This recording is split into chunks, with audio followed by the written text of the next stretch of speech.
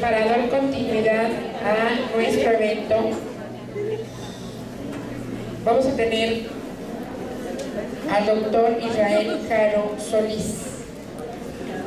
Él es licenciado y doctor en Psicología Educativa y del Desarrollo por la Facultad de Psicología de la Universidad Nacional Autónoma de México. Obtuvo el segundo lugar del Premio Nacional Silvia Macotela 2013-2014 en la categoría de Mejor Tesis de Doctorado en Psicología Educativa. Se desempeña como miembro del Grupo Temático Educación y Racismo y es investigador académico en la Dirección Académica del Museo Memoria y Tolerancia. Y bueno, como ya lo comenté, él nos visita del Museo Memoria y Tolerancia y el doctor nos va a impartir la conferencia magistral con el tema Educación, Memoria y Derechos Humanos en el Museo, una experiencia pedagógica para el siglo XXI. Recibámoslo con un caluroso aplauso.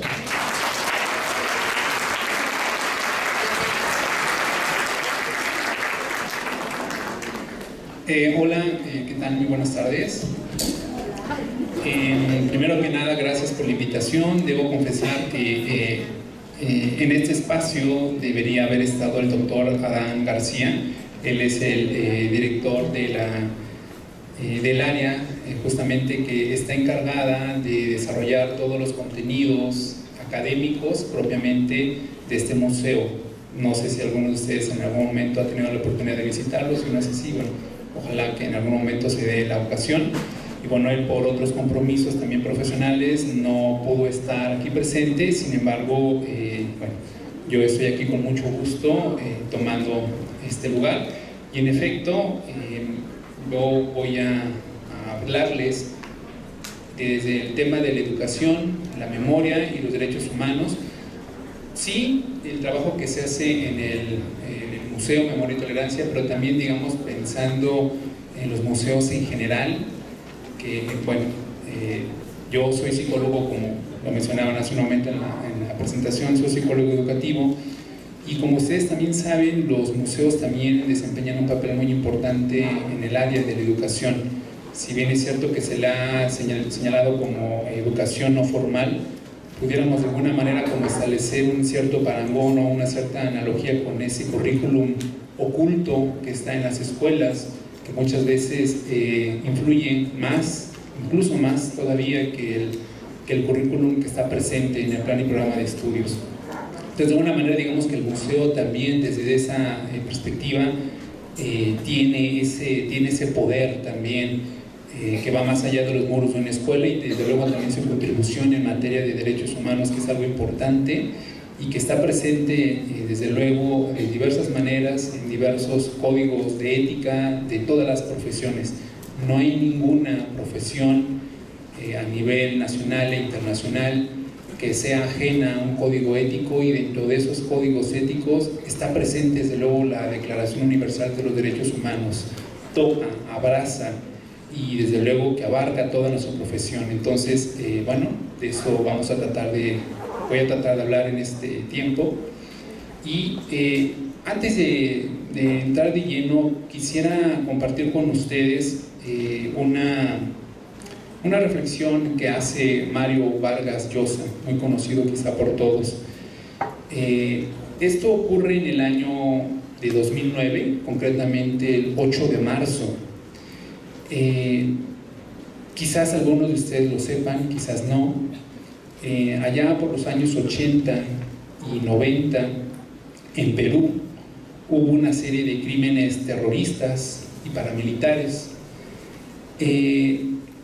Precisamente en el año 2009, Angela Merkel hace una visita a Perú y ella ofrece, como ustedes saben, Alemania tiene un pasado que está tratando, desde hace más de 60 años, está tratando, digamos, como de borrar, de limpiar, de enmendar, buscando la reconciliación por este pasado que en el museo abordamos, que tiene que ver con el Holocausto. Desde esa autoridad, digamos, de Alemania, se dirige al gobierno peruano y les ofrece $2 millones. ¿Para qué? Para que hagan un museo de memoria, un museo de la memoria. En ese momento, el ministro de Defensa, digamos que en el gobierno está Fujimori, cuando ocurre desastres, de crímenes, el ministro de Defensa, digamos que es escogido como el vocero para que responda a este gesto, vamos a llamarle gesto, por parte del gobierno alemán. Lo que el ministro de Defensa dice en ese momento es: Perú no necesita un museo. ¿Para qué lo necesitamos?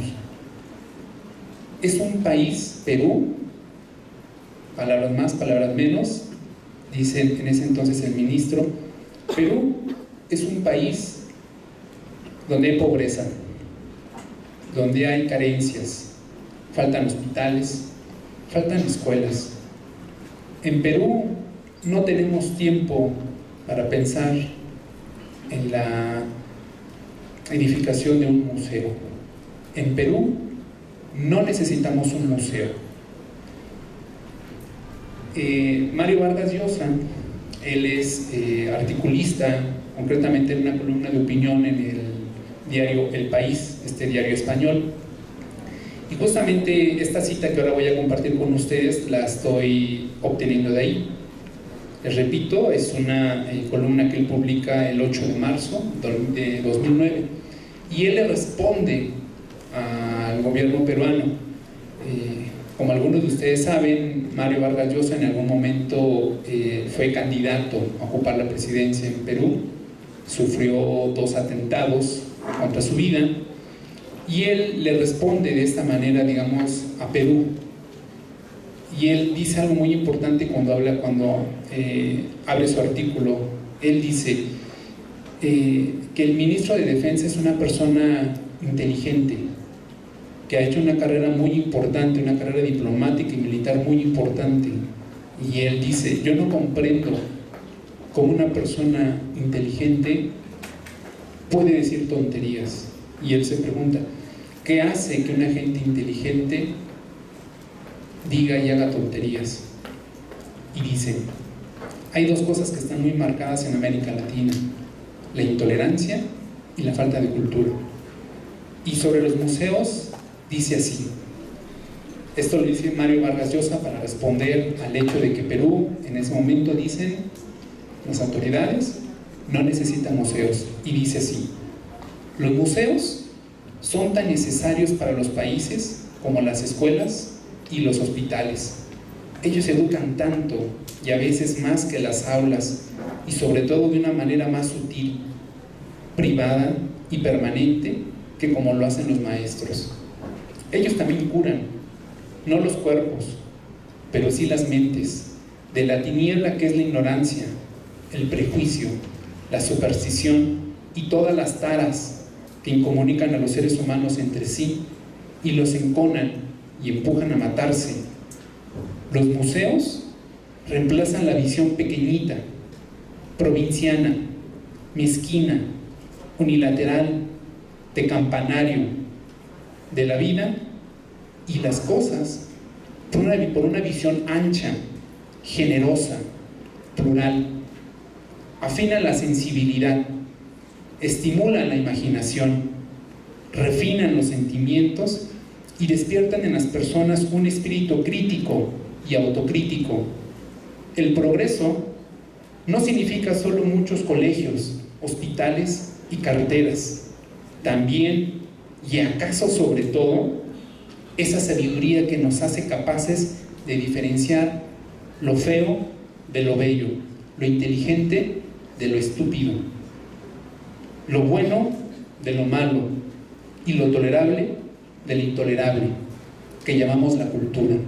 Esa es la respuesta de Vargas Llosa, y con esto quiero iniciar esta charla que versa sobre la educación, memoria y derechos humanos. Vamos a comenzar vamos a aproximarnos primero al término museo.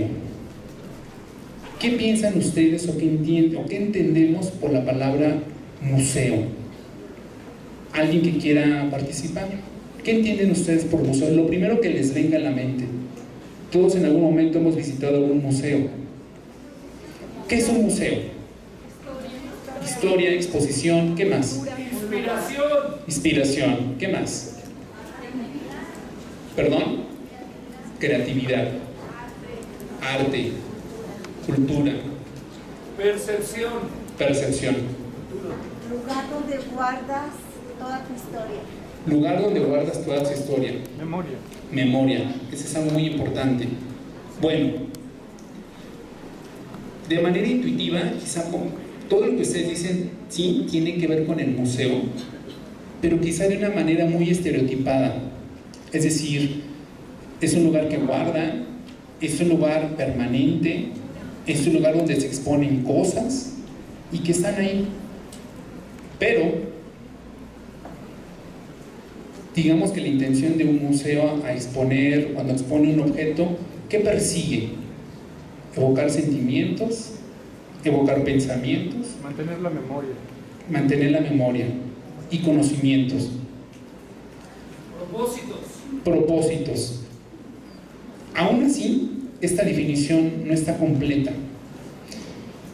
Así como en el área, digamos, de las universidades, el CONACYT es, digamos, como el área rectora fundamental, en los museos tenemos nuestro propio CONACYT, es el ICOM. ¿Qué es el ICOM? Es el Consejo Internacional de Museos. Este consejo reúne a más de 140,000 museos, como les digo, es como el CONACYT de los museos. Y este consejo nos ofrece una definición común de lo que son y lo que hacen los museos, lo cual nos puede servir como punto de partida. Como ustedes van a escuchar ahorita, están recogidos algunos de los elementos que ustedes acaban de mencionar.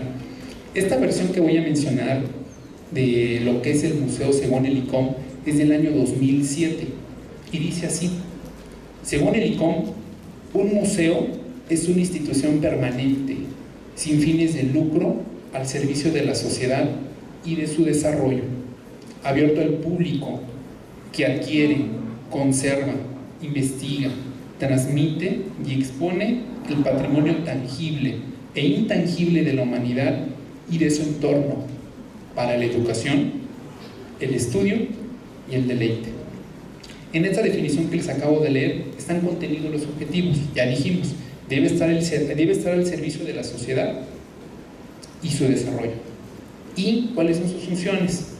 Educación, estudio y deleite. ¿Estamos de acuerdo con esta definición? ¿Sí? ¿Todos?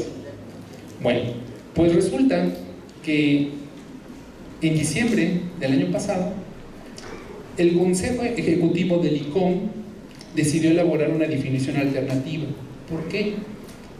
Porque en esta definición, de acuerdo con el ICOM, y como veremos más adelante, esta definición de los museos de ninguna manera ya refleja los retos que están presentes en el siglo XXI.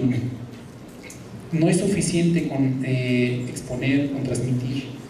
De tal manera que se ha creado, el mismo ICOM ha establecido un comité que se va a encargar de revisar esta definición para enriquecerla.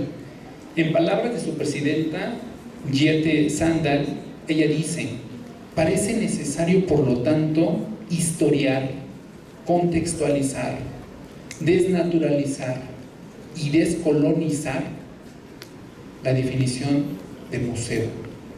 Son palabras muy importantes: historiar, contextualizar, desnaturalizar y descolonizar la definición de museo. Si ustedes revisan cualquier definición de museo, sea la RAE, sea el ICOM, en ningún momento se habla de la colonia, en ningún momento se habla de la desigualdad de poder, de la desigualdad económica. No está presente. No está presente esta cuestión de que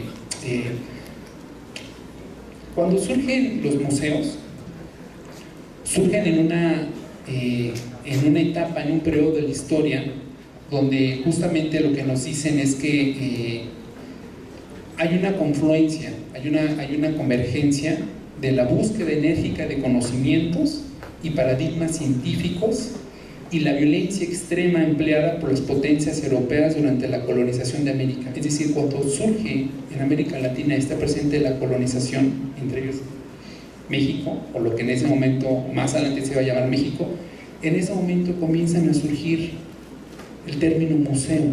¿Por qué? Porque recuerden ustedes que antes eran como, es como la música de cámara.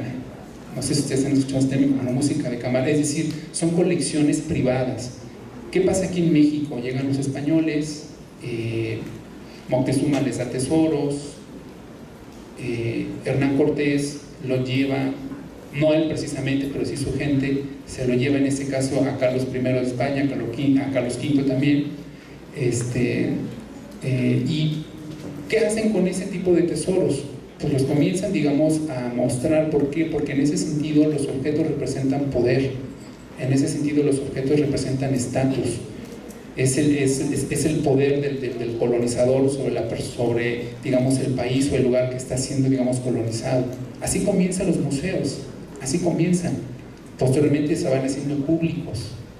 Pero como les digo, en ninguna definición está presente este elemento de la riqueza, de la desigualdad, del uso extremo de la violencia por parte de los colonizadores. Y algo importante, cuando surge el término museo o la noción de museo, hay también un paradigma que está presente, según el cual los derechos se basan en la posesión de bienes, como les comento, negando así a la humanidad plena de grandes poblaciones mundial y localmente e excluyéndolos de la ciudadanía. Es decir, parece que para que tú puedas ser reconocido como ciudadano debes de poseer, debes de tener. En ese sentido, el ICOM, regresando a la revisión, son conscientes de que en esta definición de un museo, más en el siglo XXI, debe haber un cambio, deben estar presentes y deben de reconocerse estos aspectos, porque son fundamentales, porque ya hemos dicho que los museos también forman parte de la educación, y más adelante hablaré, porque seguramente ustedes han escuchado de este informe de Jacques Delors, que se llama La educación encierra un tesoro, que nos habla de los 4 pilares de la educación. Pues bueno, si la educación tiene que transformarse, cuanto más los museos, que son espacios de educación informal. En ese sentido, cuando se les pregunta a los profesionales de los museos, ¿qué es lo más importante que estos espacios pueden aportar a la sociedad? Si bien es cierto que sus respuestas retoman estos elementos que ustedes también mencionaban al inicio de lo que es un museo, ellos también incluyen otras cuestiones ya más importantes. Por ejemplo, incluyen reunir a la gente comprometida con un mismo objetivo. ¿Para qué? Para hacer un cambio. Hace rato en las presentaciones se hablaba también, de alguna manera lo que se busca es que las personas sean agentes sociales, agentes de cambio. De alguna manera por eso también nos formamos, porque queremos generar un cambio, ¿no? Que queremos empujar a la generación o a la siguiente generación. Entonces los profesionales de los museos también coincidimos que el papel más importante también de los museos es empujar, por eso también corre de manera paralela con un sistema educativo formal. También ellos señalan que se tiene que intercambiar ideas, se tiene que crear un sentimiento de empatía, algo fundamental, empatía, entendimiento y sensibilidad hacia las diferencias, fomentar la reflexión y el pensamiento crítico y crear espacios de reflexión. Se trata entonces que el museo sea un punto de encuentro para los excluidos, para los vulnerados, los discriminados, y al mismo tiempo que un bálsamo, un mecanismo de representación y de diálogo. Me voy a detener aquí para poner un ejemplo.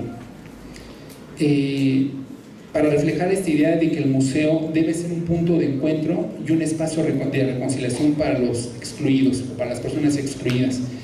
Y vamos a aterrizar este ejemplo en la escuela. Y vamos a aterrizar esta noción de las personas excluidas en los libros de texto en particular. Pero vamos un poquito más allá y vamos a centrarnos en la población LGBTI, es decir, lesbianas, gays, bisexuales, transexuales, intersexuales, queer, y seguramente con el tiempo se irán añadiendo más siglas.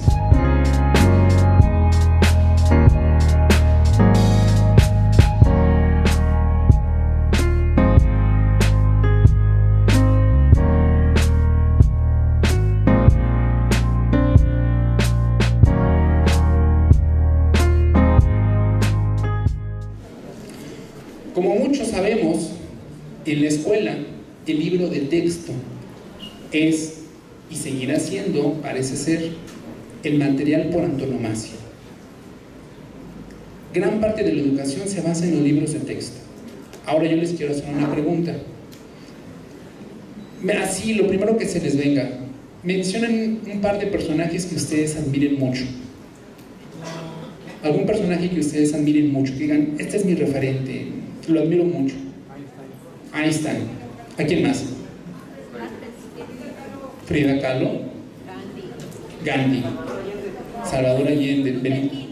Luther King. Diego Rivera. Hasta ahí. ¿Se fijan que la mayoría mencionó a hombres? Solamente se mencionó a Frida Kahlo. Vamos a llevar ese ejemplo a los libros de texto. ¿Qué pasa ahí? Los libros de texto están llenos de referentes masculinos. Tan solo una íntima parte de los protagonistas de los relatos son mujeres, hombres y mujeres. Y si intentamos ir un poco más allá, la laguna es total. ¿Dónde están nuestros antepasados gays, lesbianas, bisexuales, transexuales, intersexuales? ¿Dónde están? Están excluidos. Aquí hay algo muy importante que debemos de mencionar. Esta población, pensemos en Alemania nazi, no solamente murieron judíos, también murieron personas con discapacidad, gitanos, y dentro de esa población también había personas homosexuales. Se les ha perseguido, se les ha matado, no solamente en el pasado, también en el presente. Todos lo sabemos. ¿Por qué no están en los libros de texto? ¿Por qué siguen excluidos? Pensemos en la definición de un museo. Sí, tiene que educar, tiene que ser deleite, tiene también que ser un lugar de encuentro. Eso es importante. En el museo, el año pasado tuvimos una exposición justamente que se llamaba LGBT+, Identidad, Amor y Sexualidad. Me atrevo a decir, y están las estadísticas que me respaldan, no las traigo, pero sí es un hecho que fue un éxito para el museo, pero no tanto para el museo, sino para el público. Yo tuve la oportunidad de hacer grupos focales, es decir, entrevistar a papás, a mamás, a estudiantes y al público que visitaba la exposición. Y recibimos público heterosexual y público que pertenece también a la población. ¿Qué nos decían ellos? Qué bueno que hay un espacio donde se nos reconoce, qué bueno que hay un espacio donde podemos platicar. Incluso una chica en una entrevista me decía, mira, yo primero vine para ver la exposición, yo soy lesbiana, lo soy desde que soy adolescente. En el momento de la entrevista tenía ya casi 25 años. Y me dice, pero mis papás no lo saben, pero yo quise venir primero aquí. ¿Para qué? Porque después los voy a traer a ellos. ¿Para qué? Para informarles, para que se les quite esos estereotipos, esas ideas que tienen. ¿Se acuerdan lo que dijimos de Vargas Llosa, lo que decía sobre los museos? Para que les quite a mis padres esos estereotipos que tienen, esas lagunas que ellos tienen. Entonces, para ellos fue un lugar de encuentro.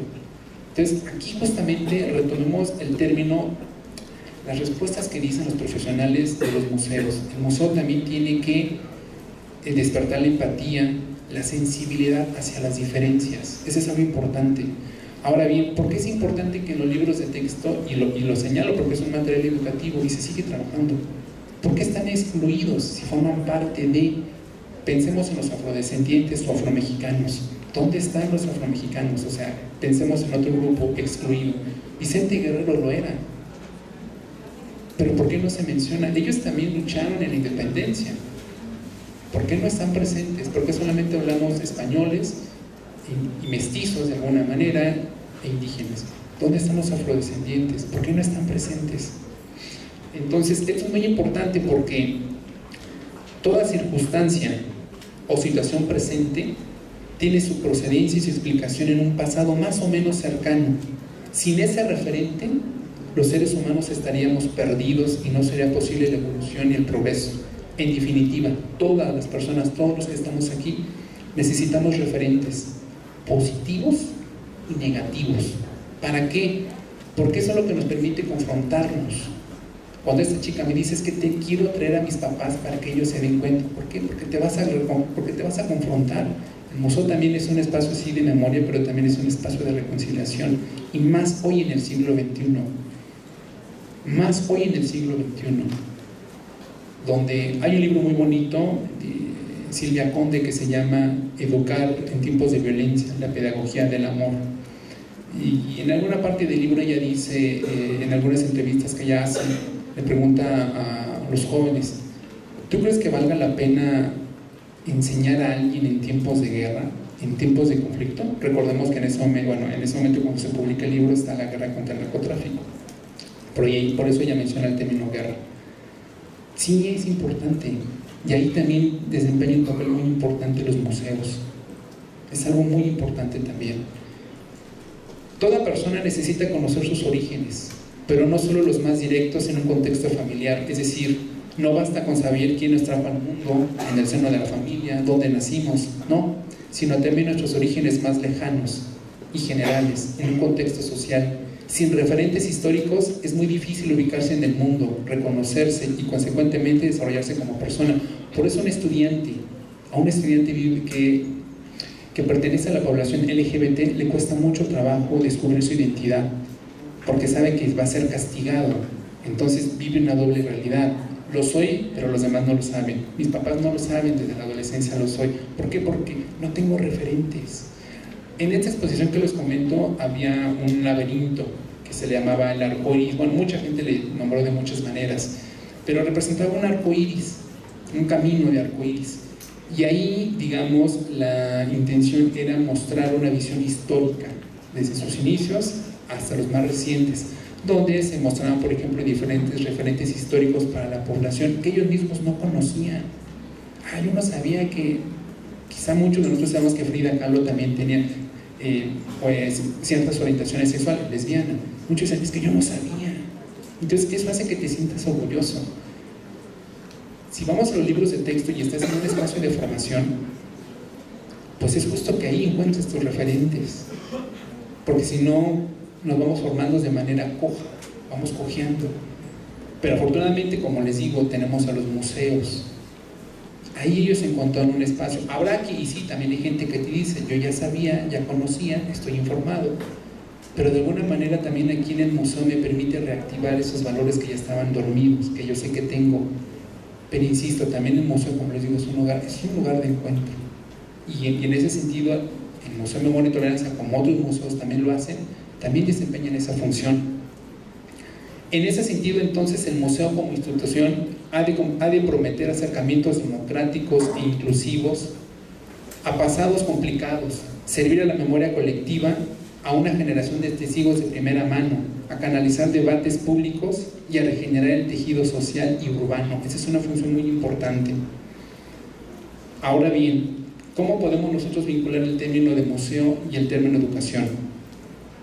Antes se tenía la idea de que el público que visitaba los museos, pues, y lo mismo pasa con las escuelas, lo sigue ocurriendo en algunas de ellas, que se cree que el alumno, la alumna, el estudiante, pues es una persona pasiva y que el docente es quien les va a iluminar, que los estudiantes son contenedores vacíos y que el profesor va a dar información.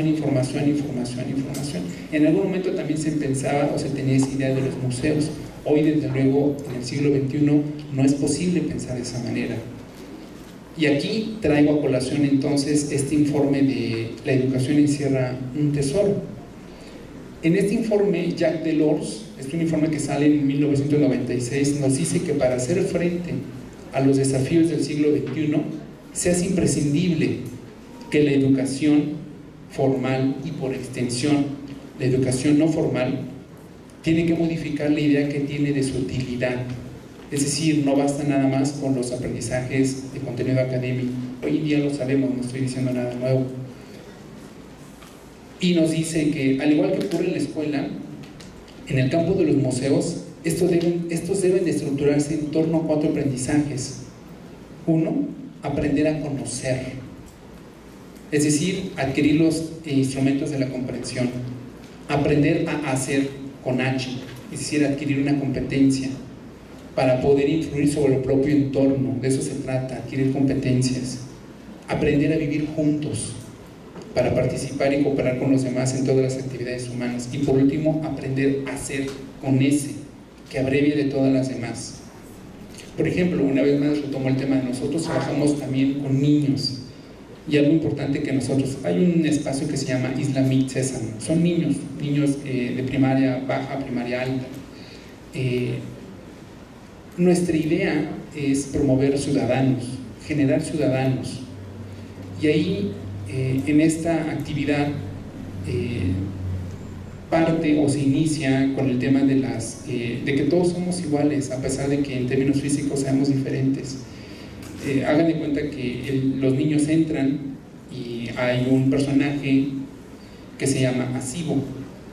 Él es un monstruo, pero ese monstruo, digamos, de manera simbólica nos representa a todos nosotros, nos representa las diferencias. Él llega a una isla, cuando los demás animales lo ven, se espantan, porque es muy grande, porque su color es muy diferente, y se van. Piensen ahora nosotros, por ejemplo, cuando hemos visto, por ejemplo, a alguien negro aquí en México, ¿qué decimos? Este cuate no es mexicano, no es mexicana, si en México no hay negros, es lo que pensamos, ¿no? Sí los hay. En Guerrero.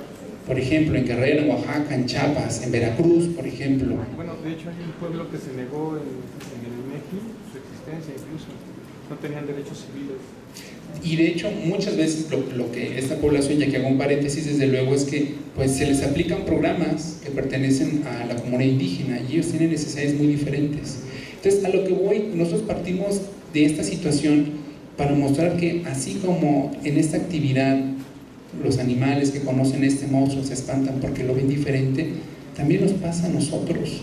En el museo hemos vivido diferentes situaciones. Por ejemplo, una vez padres y madres de familia que entraron al espacio, estaba un chico acompañado de su papá. Uno de ellos tenía el cabello largo, por cierto, y los demás padres se espantaron, se querían ir. ¿Por qué? Porque le tenemos miedo a aquella persona que es diferente y nos dejamos ir por los prejuicios, por los estereotipos. Entonces se fijan cómo en esa actividad que es lúdica también tratamos, desde luego se trabaja el tema de la tolerancia, pero nos sirve como pretexto para a partir de ahí mostrarle al niño, sí es cierto, y a la niña, todos somos diferentes, pero al mismo tiempo somos iguales en derechos, en dignidad. Tratamos de trabajar el tema de la dignidad, de la tolerancia, de la inclusión, del respeto a las diferencias, es decir, esta cuestión de aprender a vivir juntos, porque no basta nada más con que yo vaya a la exposición. Ustedes seguramente han visto que cuando van a una exposición va el papá, ve la mamá y solamente escriben, anotan, lo que importa es hacer la tarea, lo que importa es cumplir con la tarea, sácale foto, incluso si tú estás viendo, se te ponen enfrente y le sacan foto y ya. Sigue habiendo esa cuestión todavía de que en el museo pues es un espacio aburrido, da flojera, ¿para qué leer? No, sácale foto, después la vemos, lo importante es cumplir. Cuando eso ocurre, entonces el museo no está respondiendo a los retos del siglo XXI, que tiene que ver con el hecho de aprender a vivir juntos. Eso es algo muy importante y que hoy en día estamos adoleciendo mucho, el aprender a vivir juntos, el aprender a ser, a hacer. Entonces, tiene mucho que ver, porque entonces lo que nos habla, y también dentro de esta concepción que el mismo ICOM está proponiendo, es se tienen que rescatar estos 4 pilares de la educación y deben estar presentes en todo museo. Entonces es algo fundamental. ¿Para qué? Para que el mismo museo pueda servir como un instrumento para la educación. Ahora bien, ¿qué pasa en el Museo Memoria y Tolerancia? Bueno, en el nombre llevamos la marca, si me permiten la expresión, memoria. Sin embargo, en los museos que nos dedicamos a la memoria y a los derechos humanos nos encontramos siempre con una disyuntiva. Nosotros utilizamos imágenes, utilizamos fotografías, utilizamos testimonios. Por ejemplo, en Ruanda, los instrumentos de trabajo, los machetes que se presentan ahí. En el caso, por ejemplo, del Holocausto, lo que está ahí, desde luego, es genuino, es de sobrevivientes. Pero, ¿en dónde entra nuestra disyuntiva? que esas imágenes, que esas fotografías, en lugar de que generen un acercamiento, pueden generar el sentimiento contrario. Es decir, en lugar de que tú después, de que tú despiertes empatía, no necesariamente esto va a llevar a que el público los entienda, ni tan siquiera vas a aprender de ellos. Es decir, mostrar un hecho no significa educar respecto a él. El problema no es que la gente recuerde por medio de fotografías, el problema es que la gente solo se queda con las fotografías y no con lo que hay atrás. Pasa lo mismo con los libros de texto, ¿no? O sea, quizá nos podemos aprender el renglón o el texto, pero no comprendemos tampoco. Aquí en los museos de memoria pasa algo similar. Hay una autora que se llama Susan Sontag, que dice algo importante. Hay un libro que ella publica que se llama Ante el dolor de los demás y que nos dice: las fotografías de una atrocidad pueden producir reacciones opuestas, una llamada a la paz, un grito de venganza, o bien pueden confundir nuestra conciencia. Para que las fotografías denuncien y acaso alteren una conducta, han de conmocionar, pero ¿la conmoción tiene plazo limitado? Y es una pregunta que les hago a ustedes. ¿La conmoción tiene un plazo limitado? Y más ahora se consume mucho. La conmoción, nos dice la autora, puede volverse corriente y puede también desaparecer. Además, la gente puede no mirar, puede defenderse de aquello que lo perturba y también puede adaptarse a ello. Lo sabemos, nosotros sabemos que como psicólogos a esto se le llama como malestar personal, es una especie de empatía, pero de una empatía inmadura, que en lugar de llevarnos a ponernos en lugar de otra persona, las necesidades de otras personas resuenan con las propias y hacen que nos alejemos. Eso pasa también en los museos de memoria. Con todo, ella nos dice, hay imágenes cuyo poder no mengua. Las fotografías de lo atroz ilustran y también corroboran, pero entristecer o consternar no agotan la plena respuesta. La función ilustrativa de las fotografías deja intactas las opiniones, los prejuicios, las fantasías y la desinformación. Entonces, ¿qué tenemos que hacer en un museo de memoria o que nos dedicamos a esto para mover a la gente? Porque no basta nada más con aprender a conocer, hay que aprender a hacer, aprender a convivir. ¿Cómo le hacemos para generar eso?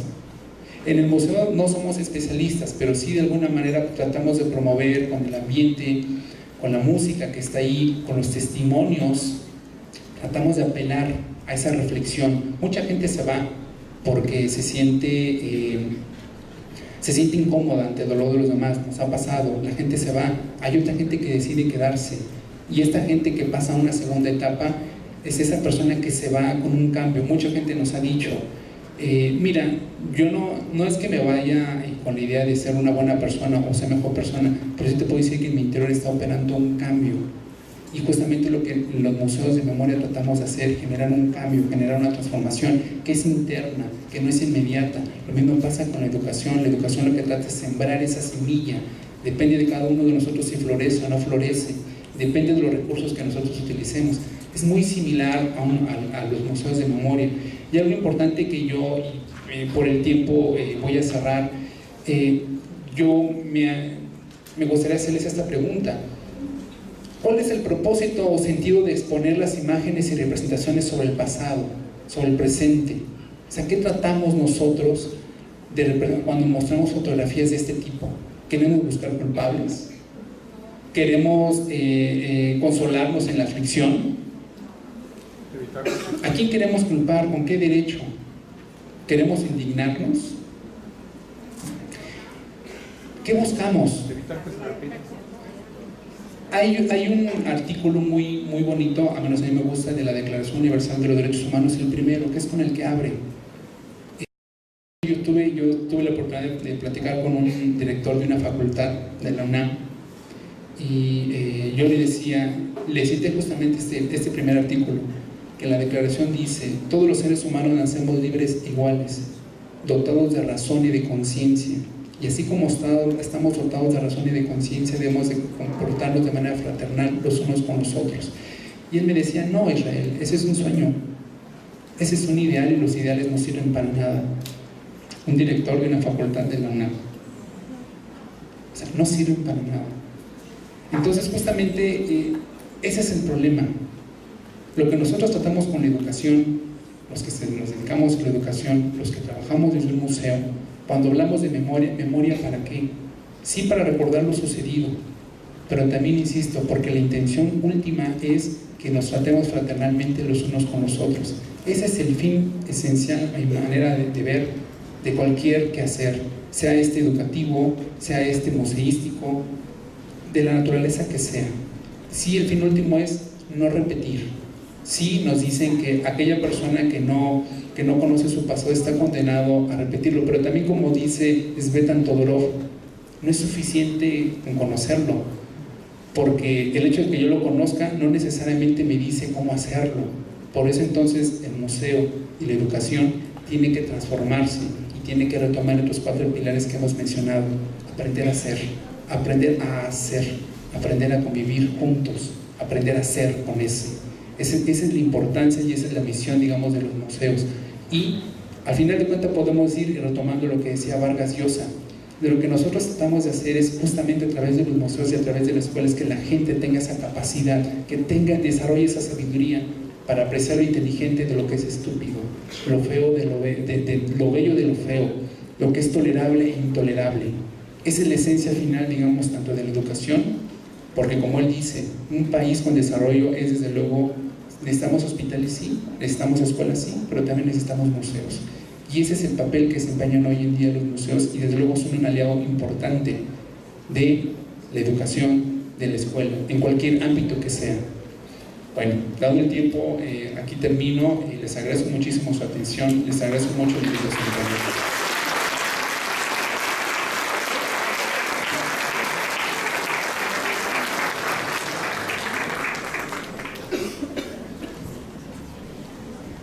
Bueno, al contrario, le agradecemos enormemente su participación tan interesante y le hacemos entrega de su reconocimiento y les pido un caluroso